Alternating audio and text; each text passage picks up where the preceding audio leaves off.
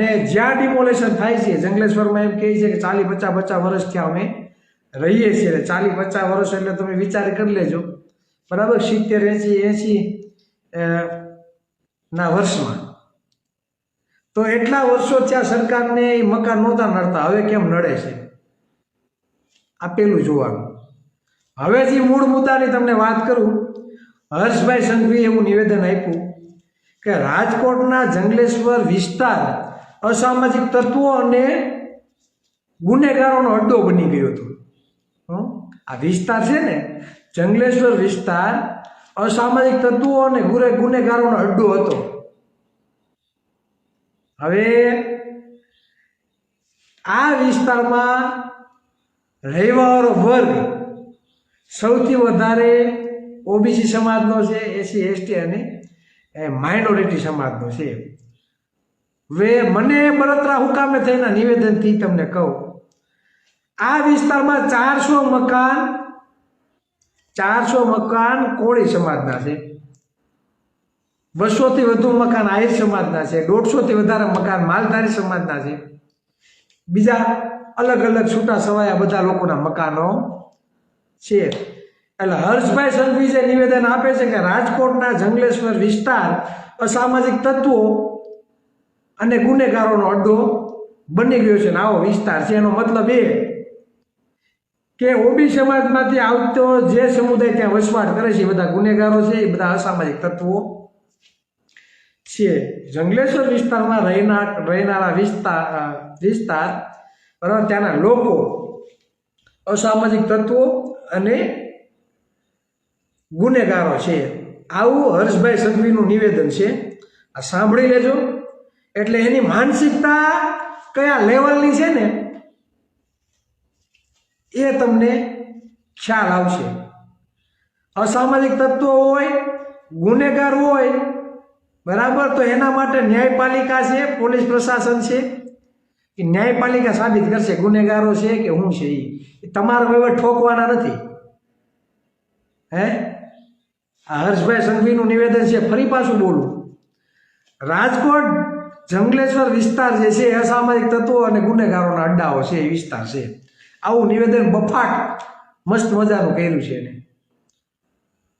હું હર્ષભાઈ સંઘવીને પૂછવા માંગુ છું કે ભાઈ તમારા સમાજના કેટલા મકાનોનું ડિમોલેશન થયું છે, બરાબર. તમે આ ગુજરાતના ઉપપ્રમુખ છો, ઉપમુખ્યમંત્રી, તો તમે એ લિસ્ટ જાહેર કરો ને કે તમારા સમાજમાંથી કેટલા લોકોના મકાન પડ્યા છે. ભાઈ કોળી ઠાકોરના કેટલા પડ્યા છે એ તો બધી જગ્યાએ દેખાય છે. આહિર ભાઈઓના કેટલા પડ્યા, માલધારી ભાઈઓના કેટલા પડ્યા, દેવી પૂજકના કેટલા પડ્યા, માઇનોરિટી સમાજના કેટલા પડ્યા, આદિવાસીના કેટલા પડ્યા, દલિત સમાજના કેટલા મકાન પડ્યા, એનું તો આમ જાય ને એટલે ખબર પડે કે અહીંયા ડિમોલેશન થયું છે. તમારા સમાજના કેટલા પડ્યા હાલો કયો? કેમ? તમારા મુખ્યમંત્રી, તમારા ગૃહમંત્રી, તમારા સારા ખાતા છે, સરકારમાં તમારું પ્રભુત્વ છે, બરાબર, સરકારમાં તમારો વજન પડે છે. એટલે કોળી જ્યારે એ અસામાજિક તત્વો બધા, આહિર જ્યારે એ બધા ગુનેગારો, રબારી ભરવાડ જ્યાં બધા રહે એ બધા અસામાજિક તત્વો. આવું કહેવાનું છે તમારું? આખા વિસ્તારમાં 2, 5, 10 વ્યક્તિ હોય અસામાજિક તત્વો, ચાલો માની લઈએ, એ તો કોઈ બી વિસ્તારમાં જાઓ, કોઈ બી સોસાયટીમાં જાઓ તો નીકળે હોય 1-2%.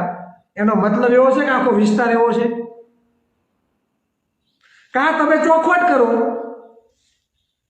કે ન્યાય અસામાજિક તત્વોનો અડ્ડો હતો એટલે ડિમોલેશન કર્યું છે, સરકારની જમીન ઉપર કબજો નહોતો. કાં તમે ચોખવટ કરો કાં સરકારી જમીન ઉપર કબજો હતો કે અસામાજિક તત્વોનો અડ્ડો હતો, આ તમે ચોખવટ કરો પહેલા. હું હાલી નીકળ્યા છો, તમને ગૃહમંત્રી બની ગયા, ઉપમુખ્યમંત્રી, મજા આવે ફોકમ ફોક કરવાની. તમને એવું છે કે અમારી સરકાર છે, હું ગૃહમંત્રી છું, હું આ રાજ્યનો ઉપમુખ્યમંત્રી છું, એટલે મને કોઈ કહેવાનું નથી. ખરેખર આ શબ્દો વિરોધ પક્ષના નેતાઓએ કહેવાની જરૂર છે, આમના જવાબ આપવાની. પણ વિરોધ પક્ષનો એક પણ નેતા આવ્યો નથી. તો મને એવું લાગે કે ઓબીસી એસસી એસટી સમાજની નોકરીઓ ખવાય, એના મકાનો ખવાય, એના નામનું બજેટ ખવાય, વિરોધ પક્ષના લોકોને પણ કાંઈ પડી નથી. વિરોધ પક્ષના હાઈકમાન્ડે મને એવું લાગે કે એવા લોકોના હાથમાં છે જે જાતિવાદને પ્રોત્સાહન આપતા હોય એવું. આ વાસ્તવિકતા છે. કેમ કોઈ બોલતું નથી? કહેવાનો મતલબ એ છે, તમે એ વિસ્તારના વિડીયો તમે જોયા હશે, તમે એટલા જ બધા દૂધે ધોયેલા હોય તો સર્વે કરો ને. સૌથી વધારે ગોચરની જમીન કોણે વારેલી છે? સર્વે કરો જોઈએ ગામે ગામ. ઉદ્યોગપતિઓને ટોકન ભાવે તમે જમીન આપી દો છો. કેમ? એ લોકો તમને દાન આપે છે એટલે? હે? એ કઈ માસી મોહિયાના કુટુંબી છે એટલે? હે? કે તમારા સમુદાયના છે એટલે? ગોચરની જમીનમાં જેટલું પણ સરકારી ખરાબાની જમીનો જેટલી પણ દબાણ કરવામાં આવ્યું, સૌથી વધારે કોઈને નુકસાન જતું હોય ને માલધારી સમાજને થાય છે. આજે હાલત હાવ ખરાબ કરી દીધી. આજે એક માલધારી સમાજના આગેવાન મને ભેગા મળ્યા હતા, ઘણી બધી 1 કલાક ચર્ચા કરી ગોચરની જમીન બાબતે. તો ગોચરની જમીન તો ખાલી નથી થતી. ખાલી ક્યાં થાય ખબર? જ્યાં ઓબી સમાજ સૌથી વધારે રહી ને ત્યાં ખાલી થાય, બીજી કોઈ જગ્યાએ થાય નહીં. આ વાસ્તવિકતા છે. સોમનાથ બાજુ થઈ કે નહીં? સોમનાથમાં સૌથી વધારે વિસ્તાર કોનો? શું કે નહીં ડિમોલેશન? હે? જમીનો ગઈ, ઊભા ઊભા ખેતરો ગયા. ખાલી કરો તો બધે કરો. ખાલી કરો તો બધે કરો ને. ખાલી કેમ ચોક્કસ સમુદાયને ટાર્ગેટ કરવામાં આવે છે? નોકરીઓ તો કે ચોક્કસ સમુદાયની, બજેટ તો કે ચોક્કસ સમુદાયનું, શૈક્ષણિક સંસ્થા તો કે ચોક્કસ સમુદાયના, મોટા મોટા ઉદ્યોગો તો કે ચોક્કસ સમુદાયના, મુખ્યમંત્રી ગૃહમંત્રી સારા ખાતા તો કે ચોક્કસ સમુદાયમાં. ટેક્સ લેવાનો તો સૌથી વધારે આપણી પાસેથી, ધોકા મારવાના તો કે આપણે, આંદોલન કરે તો ભરી લેવાના તો કે આપને. આ વાસ્તવિકતા છે. સૌથી વધારે ગેરરીતિઓ શિક્ષણમાં થાય છે ને સૌથી વધારે નોકરીઓ આપણી ખવાય છે, પણ બોલવાળો બળનો દીકરો કોઈ મેદાનમાં આવતું નથી. એટલે જ ગામે ગામ ટીમ તૈયાર કરવાની ચાલુ કરી છે. એક વખત ટીમ તો તૈયાર થવા દો. તમને એક એક મતની ભીખ માગતા ન કરી દે ને તો અમે સમ્રાટ અશોકના વંશજો નહીં ભાઈ, જે અખંડ ભારતનો શિલ્પી હતો. અને એના શાસનકાળ દરમિયાનમાં આ દેશમાં વિશ્વવિદ્યાલયો હતી, અને આજે શિક્ષણ તો કે ખાડે વહી ગયું. ગામની શાળાઓ તો કે બંધ. આર્થિક રીતે જે લોકો સદ્ધર છે બરાબર, તેના બાળકો ઇંગ્લિશ મીડિયમમાં ભણે, 250-300 રૂપિયા દાડીએ જાય. એના ગામની સરકારી સ્કૂલ તમે બંધ કરી દીધી. આવી શિક્ષણમાં અસમાનતા. અને હવે વર્ગ 3ની એક્ઝામ તમે લેખિત આપવા જાઓ તો અંગ્રેજી ઉપર 40% લઈ આવવાના તમારા અંગ્રેજીમાં. આવી ગેરરીતિઓ થાય છે. તો અંગ્રેજી શાળામાં ભણ્યા જ નથી કોઈથી, બરાબર, ધક્કા ગાડીએ પૂગ્યા હોય તો અંગ્રેજી ક્યાંથી આવડવાનું? અમારા છોકરા ખડતલ છે, દોડીને માર્ક લઈ આવે તો દોડના માર્ક કાઢી નાખવાના. એટલે આવું બધું થાય છે. અને જ્યાં લગી તર્ક સાથે આગળ નહીં વધો અને વિચારશો નહીં ત્યાં સુધી કોઈ વસ્તુ કાંઈ થવાની નથી. જંગલેશ્વર વિસ્તારમાં જે ડિમોલેશન થયું, જો ત્યાં તમે આંદોલન કર્યું હોત ને, આમાં ઊભા રહી ગયા તો હું તમને કહી દઉં, તમારા ઉપર 307 દાખલ કરે, ફરજ દુખાવાનો ગુનો દાખલ તમારા ઉપર કરી દે. આ લોકોને જાડી ચામડી વાળાને કોઈ જાતનો કાંઈ ફેર પડે જ નહીં. હું કામે ખબર? એની સરકાર છે, મજા આવે એમ કરશે, મજા આવે એવા નિર્ણયો લે, મજા આવે ને જેલમાં ઠોકશે. એને એમ લાગે ને ચિરાગભાઈ નડે છે એટલે ચિરાગભાઈનું રેકી ચાલુ કરી દે. ચિરાગભાઈ ક્યાં ભૂલ કરે છે, ચિરાગભાઈને સીધા ઉપાડ લેવાના. આ વાસ્તવિકતા છે. ચિરાગભાઈ બોલવા હોય ભૂલ કરે તો ચિરાગભાઈને ઉપાડી લેવાના થાય છે. આ વાસ્તવિકતા છે. કેમ કે આજે જે નિવેદન હલકી કક્ષાનું જે વાપર્યું છે ને, અસામાજિક તત્વો અને ગુનેગારો, એટલે મને તો એવું લાગે કે આને એમ લાગે કે હું ખુદ જ ન્યાયતંત્ર છું, હું કે એ બધું હાઈને રાખશે એમ. બરાબર. એટલે આ વાસ્તવિકતા છે. એટલે ગામે ગામ યુવાનોને તૈયાર થવાની જરૂર છે. બાકી કાલ જંગલેશ્વરમાં પડ્યા મકાન, કાલ તમારા ઘરે આવીને પડશે. એટલે આમ જ લોલમ લોલ બધી જગ્યાએ હાલે છે. બરાબર, એટલે જાગો. બરાબર, 400 મકાન કોડી ઠાકોરના છે. બરાબર, અમારા સમાજના કેટલા 400 મકાન. હમણાં થોડાક જ ડિમોલેશન થયું છે, બીજા બધાનો વારો આવશે. આ સરકાર હશે ને ત્યાં લગી બધાનો વારો આવશે. મારા બેટા ફેલાવે કેવું ખબર, ત્યાં તો કે માઇનોરિટીનો સમાજ રહે છે સૌથી વધારે, એટલે કે ડિમોલેશન. મેં એક બે જણા કીધું, મને એવું કીધું ચિરાગભાઈ એ બાબતમાં તમે બહુ પડતા રહે, ત્યાં તો કે આવું છે એ કે એટલે કે ડિમોલેશન થાય છે. એટલે આવું કાંઈ હોય હે? 50 વર્ષ થયા તમે જે મકાનમાં રહેતા હોય, તમારે 2-3 પેઢીઓ ત્યાંથી નીકળી ગઈ હોય, અને પછી તમને આવીને એમ કે આ ખાલી કરો, તમારો જીવ હાલે ખરી હે? તમે એટલા જ બધા સાવકારના દીકરાઓ આ સરકારમાં બેઠા હોય તો એને બનાવી દો ને મકાન, ફ્લેટ બનાવી દો. ઉદ્યોગ ધારાસભ્યોને તો 3-4 4 BHK 5 BHK ના તમે ફ્લેટ આપો છો, તો આપો ને આ લોકોને પણ ફ્લેટ, અને પછી કરો ડિમોલેશન. તો એમ થાય કે નહીં, ખરેખર સરકારે રહેવા માટેની વ્યવસ્થા કરી દીધી, હવે ડિમોલેશન કર્યું છે તો આ સ્વીકાર્ય છે, કોઈ તમારો વિરોધ પણ નહીં કરે.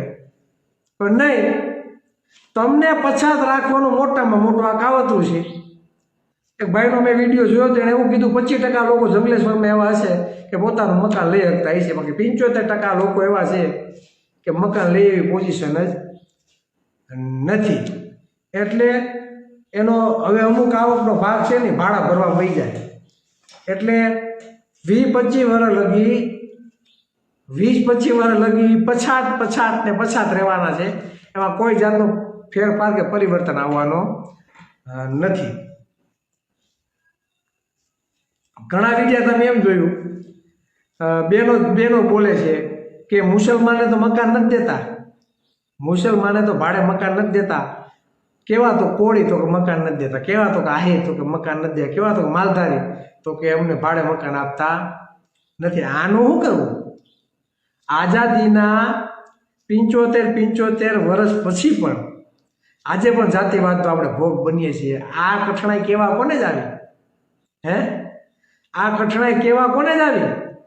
સવર્ણ સમાજના કોઈ ગઈ છે તેને કદાચ મકાન મળી જાય. આ કોળી, ઠાકોર, આહિર, ભરવાડ, આ બધી જ્ઞાતિઓને જાવું ક્યાં મકાન ભાડે ગોતવા? અને ભાડાની વાત થાય તો 10,000 15,000 કે એવા ભાડા છે. અને ત્યાં તો મકાન લેતો કોઈ જોઈન્ટ ફેમિલીમાં રહેતું હોય તો 10-15 વ્યક્તિઓનું હાયરે ફેમિલી હોય તો આ મકાન ગોતવા ક્યાંથી? કોકની દુકાનો હશે, કોકના ઉદ્યોગ ધંધા હશે, આવું બધું હશે તો આ બધા બિસાડા આવે ચોપટ.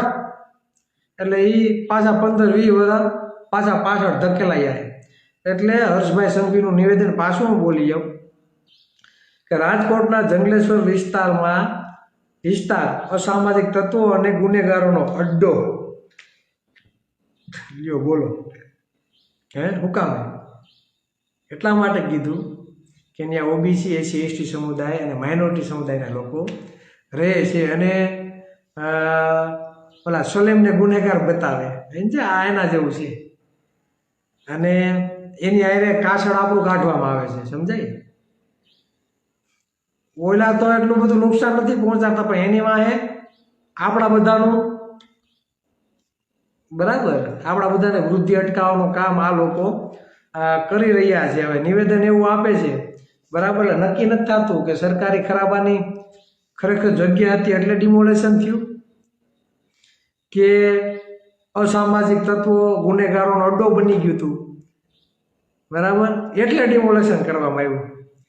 એટલે જે પણ મેં તો લાઈવ નિહાળે ને કહેવા માગું છું કે જે કોળી સમાજના લોકો છે ને 400 મકાન કોળીના છે, કોળીનો એક નેતા નહીં જાય, કોળીનો એક નેતા અવાજ ઉઠાવવા નહીં જાય, આહિર સમાજનો એક નેતા અવાજ ઉઠાવવા નહીં જાય. રાજકીય નેતાઓની વાત કરું, માલધારી સમાજનો કોઈ નહીં જાય. હું કામ? ન્યા પક્ષોના પ્રોટોકોલ નડે, બોલે ને એટલે કરી દે ફીટ, ફાઇલું એક જ હોય, આમ ખાલી ખોલવાની જ હોય. આ વાસ્તવિકતા છે. એટલે ગામે ગામ જાગૃતિ આપણે લઈ આવી અને મત ક્યાં આપવો ને એ આપણે નક્કી કરવું છે. આપણે સૌથી વધારે ટેક્સ ચૂકવીએ અને આપણા ટેક્સના પૈસા ત્યાં સરકાર ચાલે છે. દરેક ગવર્મેન્ટ કર્મચારીઓના પગારો થાય છે. તમારા ડિમોલેશનમાં જે પોલીસ પ્રશાસન મૂકી દીધું, બરાબર. આ પાડવાનું જે કામ ચાલુ છે ને એ આપણા ટેક્સના પૈસાથી ચાલુ છે. એટલે આપણે ટેક્સ દેવાનો, આપણા ટેક્સના પૈસાથી એ જે અધિકારીઓ ડિમોલેશન કરવા આવે છે એને પગાર ચૂકવવાનો અને આપણા જ પૈસાથી આપણા જ ઘર પાડવાના. આ વાસ્તવિકતા છે. એટલું ખાલી તમે સમજી જાઓ ને તોય તમે મત કોઈને ના આપો. ઓબીસીના એટલા મકાનો પડે છે. જો ઓબીસીના લોકોને પોતાના ઓબીસીની ચિંતા હોય ને તો ભાજપને મત ન આપતા. ભાજપ ભગાડો, સમાજ બચાવો. ગામે ગામ જ્યાં સુધી આપણે જાગૃતિ નહીં લઈ આવીએ ત્યાં સુધી આપણે મત ઠોકે રાખવાના છે, ટેક્સ આપી રાખવાનો છે અને એ પછી બધું પાછું કોની માથે ઢોળશે? આપણા માટે. આ ગુજરાત ઉપર એટલા લાખ કરોડનું દેવું થયું છે કોની માટે? મોંઘવારી બધી આપણા માટે જ છે ભાઈ. મોંઘવારી આપણા માટે જ છે. રાજનેતાઓને નહીં મળે, લાગુ પડે. 1.5-2 લાખ જેને પગાર હોય, સાઈડના ધંધાઓની આવક હોય તેને મોંઘવારી નડે ખરી? મોંઘવારી કોને નડશે? જે 300-400 રૂપિયા દાડીએ જાય ને. જંગલેશ્વરમાં બહેનોનું તમે નિવેદન જોયું હશે કે અમે 300 રૂપિયા મજૂરી કામ કરીને આયલા આવીએ છીએ. આ લોકોને મોંઘવારી નડે ભાઈ. એટલે આપણી જે સમસ્યા છે એ છેવાડાના વ્યક્તિની છે. પેડા ખાઈટા 5-8% જે ભાજપ કોંગ્રેસ આપમાં છે ને એ ભલે ત્યાં પૈડા કાંઈ ફેર નથી પડવાનું, બરાબર. અને બીજું એક કહેવા માગું કે એક મેટર બની છે અમારા સંગઠનને તોડવા માટે અને ખાસ કરીને ભાજપ સાથે જોડાયેલા વ્યક્તિઓ, યુવા કોળી એકતા સંગઠન આગળ ન વધે એના માટેના પ્રયાસો ચાલુ કર્યા છે. અને એમ કે તમારે એ સંગઠનમાં જોડાવવું નહીં. એના માટે અન્ય સમાજના વ્યક્તિને સોપારી આપે છે કે ફલાણાને તમારે અટકાવવાનો છે. વિડીયો અને પ્રૂફ આપણી પાસે છે, બરાબર. એટલે એવું ના કરો ભાઈ. તમારે ખરેખર દમ હોય ને તમારામાં તો તમારે એકલો હોય, કોઈનો સહારો લેવાય નહીં, બરાબર. કે તમારી ઓકાત નથી જે નોકરીઓ ખવાય એની સામે લડવાની. તમારી ઓકાત નથી જે જાતિવાદી લોકો છે આપણે જાતિવાદનો ભોગ બનાવી આપણે જે પછાત રાખવાનું કામ કર્યું છે એની સામે તમારે લડવાની ઓકાત નથી. એટલે ચિરાગ ભાઈની સામે કે એના ચાલતા જે એમની સાથે જોડાયેલા જે સંગઠનના ભાઈઓ છે તેની સામે તમે બાયો ચડાવો છો, બરાબર. જો કે ફરિયાદ આપણે ત્યાંના ભાઈઓએ કરી છે અને ફરિયાદમાં એને કચાશ રાખી છે. એ કાલે એસપી કચેરીએ જવાશે, બરાબર. અને એમાં જે પણ વધઘટ છે એ કરવામાં આવશે ને આપણી પાસે પ્રૂફ છે, બરાબર. ત્યાંના પોલીસ સ્ટેશનના પીઆઈને ફોન કરીને આપણે કીધું કે ભાઈ કાલે અરજી આપી છે, કેમ ફરિયાદ નથી લેવાની? એટલે પીઆઈ એવું કીધું કે નહીં વાંધો નહીં ચિરાગભાઈ હું ફરિયાદ લેવડાવી દઉં છું. છતાં એક દિવસ પાછું એને ઠેલાવ્યું. વિસ્તારના પીઆઈને કહું છું તમે પાછું ઠેલાવ્યું છે. ત્યાંના કેટલા આગેવાનો તમને ભલામણ કરવા આવ્યા, બરાબર. સમાધાનની વાત ચાલે છે, બરાબર. મારી નાખવાની ધમકી આપે, સોપારી આપે તો એમાં સમાધાન છે ને આગેવાનોને શું પૂછવાનું હોય ભાઈ? તો ફરિયાદી હોય ને એને સાંભળવાના હોય ને, ફરિયાદીને સાંભળીને તમારે ફરિયાદ લેવાની હોય. આગેવાનો સાંભળીને ન લેવાની હોય. જેને જે ભોગ બનનાર હોય ને એને સાંભળીને. એટલે નામ જોગું નથી આવતો, બરાબર. કે તમે અમારા ભાઈઓ છો, તમે કાંઈ અમારા દુશ્મન નથી. પણ તમે એમ કહો કે યુવા કોળી એકતા સંગઠનમાં કામ નહીં કરવાનું તો અમે સરકારમાં બેઠા હોય એને કહી દઈએ તમે કાંઈ ન કહેવાનું. આ કાન ખોલીને સાંભળજો. તમે અમારા દુશ્મન આવી જાય નથી ને કાંઈ લઈ નથી.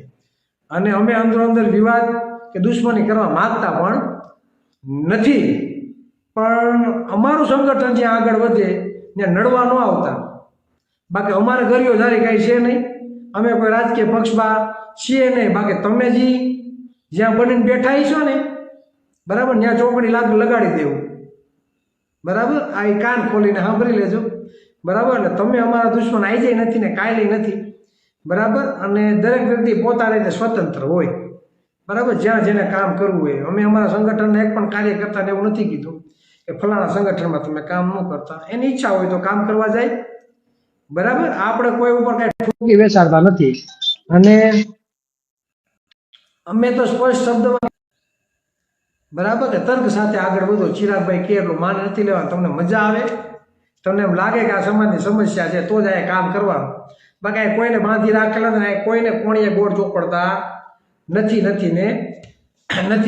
એટલે યુવા કોળી એકતા સંગઠનના એક પણ કાર્યકર્તાને મૂંઝાવાનું થતું નથી. તમને કોઈ નડતું હોય, તમને કોઈ હેરાન કરતો હોય, ડરાવતો હોય તો અહીંયા હજી બેઠા છીએ, યાદ કરજો. બરાબર. આજે મને ખૂબ જ આનંદની વાત છે.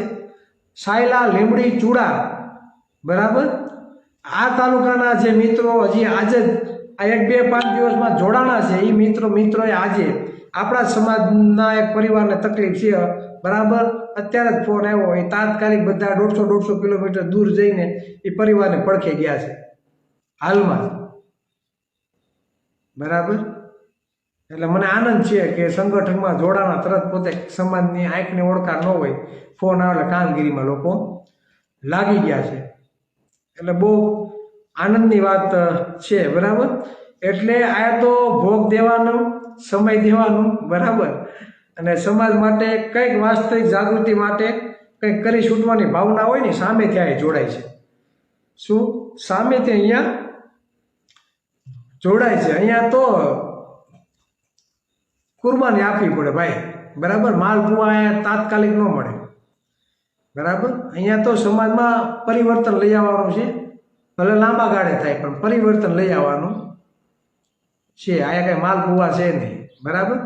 એટલે કોઈ મૂંઝાણ નથી. સંગઠન જેમ જેમ આગળ વધશે એમ આપણા નડવા આવશે, બાકી બીજાની તો કાંઈ ઓકાત નથી, બરાબર. આપને ખુદના નડવા આવશે. એટલે બને ત્યાં લગી આપણે કોઈ દુશ્મની કરવા માગતા નથી, પણ બરાબર બીજાને મોર કરે, બીજા અન્ય સમાજને લઈ આવે કે જાઓ તમે દબાવો, તો એ જ ચાખી લેવું છું નહીં. કદાચ અમારો હશે ને સમાજનો, બરાબર, તો એને વળતો જવાબ મળશે. તમારામાં તેવડ હોય તો ખુદના દમથી આવી જાવ, બરાબર, એ મજા આવશે.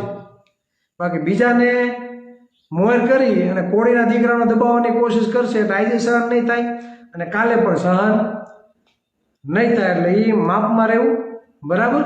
બાકી કોણ કેવા કામ કરે છે, બરાબર, અને કોના કયા પાના છે એ બધી ખબર જ છે, બરાબર ને. મારા કાંઈ પ્રૂફ હોય તો સોશિયલ મીડિયામાં પ્રૂફ સાથે મારા ફોટા અને મારા આઈડી પ્રૂફ સાથે મૂકવું.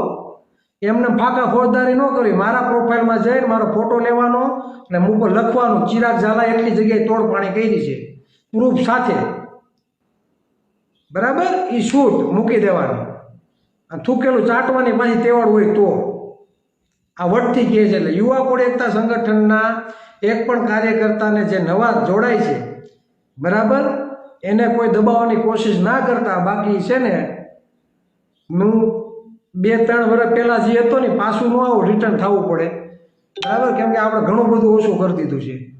ખુલ્લેઆમ બોલવાનું, આપણા સમાજના લોકોને નામજોગ વિરોધ કરવાનો બધું મૂકી દીધું છે, બરાબર. એ આપણે કરવા માગતા નથી. કેમ કે આપણે દોસ્ત અને દુશ્મનની પરખ આપણે સમાજને સમજાવવા માંગીએ છીએ, બરાબર. અમારા સમાજના એક પણ વ્યક્તિ અમારા આજે દુશ્મન નથી અને કાલે પણ દુશ્મન નથી. પણ તમે હાથ્યા કરીને જો આંગળી કરવા આવો, બરાબર, તો પછી સાનમોના કોઈ બેસશું નહીં, બરાબર. આ ધ્યાનમાં રાખજો. બાકી તમે ગમે કોઈ બી એમએલએના પડખે આવીશો, કોઈ બી સાંસદના પડખે આવીશો, કોઈ બીના પડખે આવીશો, અમને કાંઈ ફેર નહીં પડે, બરાબર. એટલે પોપટ કરી નાખશું ગમે એનું, બરાબર. એટલે આ માપમાં રહેવું. અમે કાયદામાં માનવાહારા છીએ, બંધારણમાં માનવાહારા છીએ, બરાબર. એટલે અમે અમારા સમાજના ભાઈઓ સાથે દુશ્મની કરવા માગતા નથી. પણ હાવ કારણ વગરના કોઈને દબાવવાની કોશિશ કરશો, બરાબર, તો એ સાખી લેવું નહીં, બરાબર. એટલે ખાસ ધ્યાન રાખજો, બરાબર. કેમ કે અમે લડવાવાળા છીએ ન્યાયિક રીતે, બરાબર. સમાજની જે નોકરીઓ ખોવાય તેના માટે, સમાજને સમાનતા માટે, સમાજને યોગ્ય પ્રમાણમાં અવસર નથી મળતો, સમાજ જે ટેક્સ આપે છે તે ટેક્સના પ્રમાણ યોગ્ય બજેટ નથી મળતું, યોગ્ય આરોગ્ય, યોગ્ય શિક્ષણ, બરાબર, યોગ્ય અવસર નથી મળતો. આ બાબતે આપણી લડાઈ છે. આપણે કોઈને અન્યાય કરવા માંગતા નથી.